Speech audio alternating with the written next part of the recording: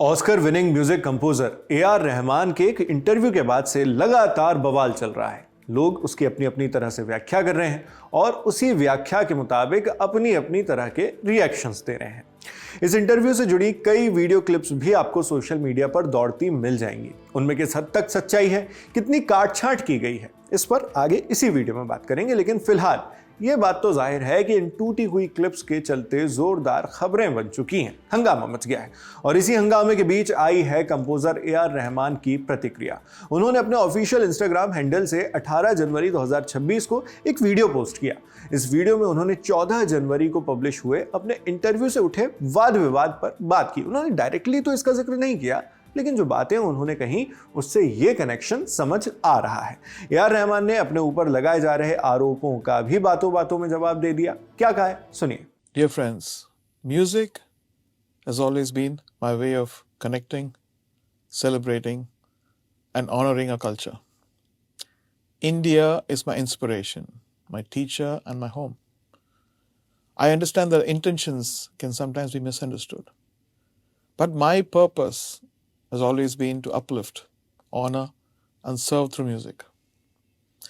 I have never wished to cause pain, and I hope my sincerity is felt.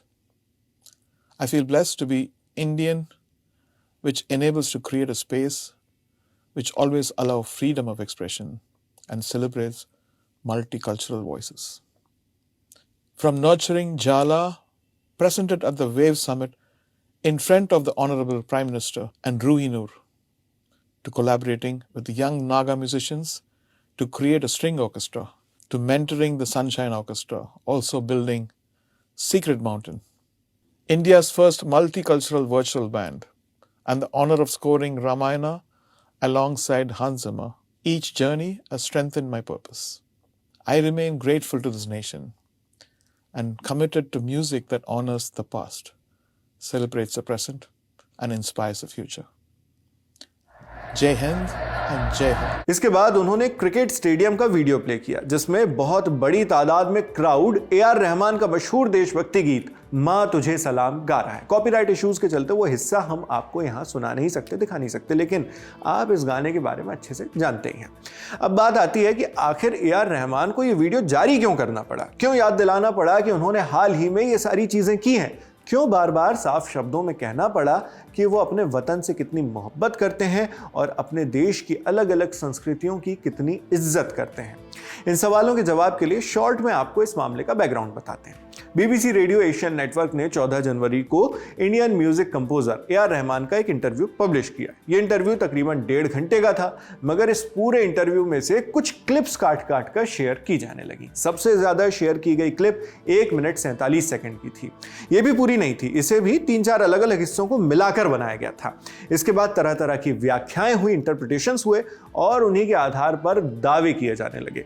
जब हमने interview के वो पूरे हिस्से देखे, तब मालूम चला कि इनमें से बहुत सी बातें अर्ध सत्य या हाफ ट्रुथ थी। मसलन सबसे ज्यादा चर्चा इस बात पर हुई कि ए.आर. रहमान ने कहा है कम्युनल या सांप्रदायिक कारणों से उन्हें इंडस्ट्री में काम मिलना बंद हो गया है, जबकि इंटरव्यू देखने पर पता चलता है कि उन्होंने कहा था हो सकता है, शायद ये वजह हो।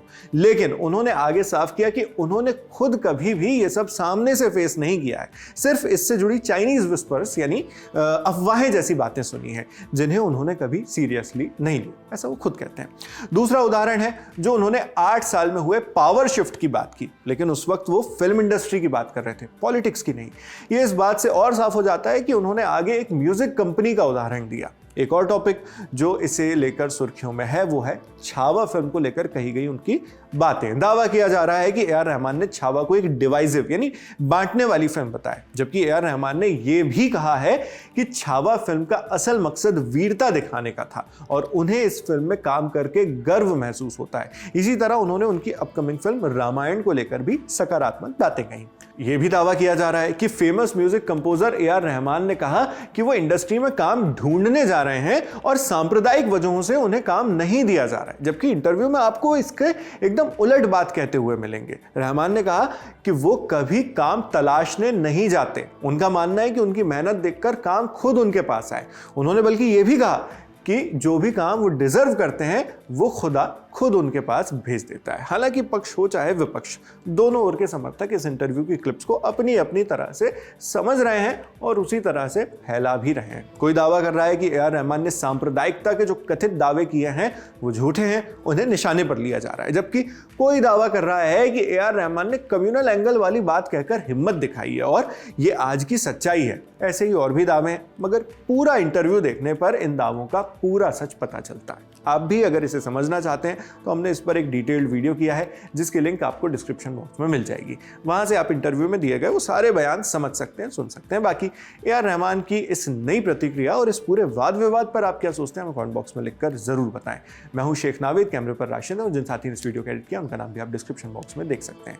देश और दुनिया की खबरों के लिए आप बने रहिए लल्लन टॉप के साथ।